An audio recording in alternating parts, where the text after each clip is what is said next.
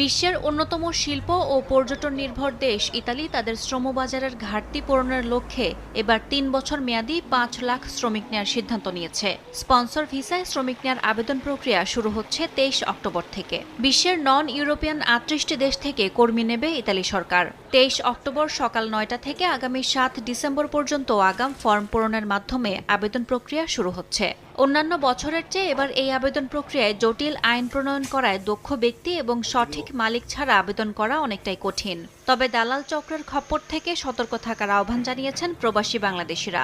দালাল থেকে সাবধান থাকবেন, কারণ এই দেশে গভর্নমেন্ট জর্জা মেলোনি অত্যন্ত কঠিন আইন করছে যে মালিকদের ব্যাপারে প্রত্যেক মালিকের ডকুমেন্ট 100% ওকে থাকলে ভিসা দিবে, না হলে দিবে না। ভালো মানুষ, ভালো এজেন্সি হোক আর ভালো লোক যারা এগুলি কোয়ালিফাইড লোক, ওদেরকে ফলো করবেন, আদারওয়াইজ অন্য কাউকে বিশ্বাস করবেন না। ইতালিতে শ্রমিক ঘাটতি লেগেই আছে।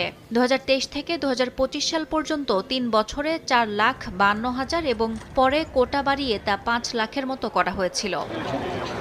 ২০২৬ সালের জন্য আবেদনকারীদের ক্লিক ডে অনুষ্ঠিত হবে ১২ জানুয়ারি, ৯ ফেব্রুয়ারি, ১৬ ফেব্রুয়ারি এবং ১৮ ফেব্রুয়ারি। আগাম ফর্ম পূরণকারীরা ওই দিন সকাল ৯টায় ক্লিক করে তাদের আবেদন পাঠাতে পারবেন সুনির্দিষ্ট পোর্টালে।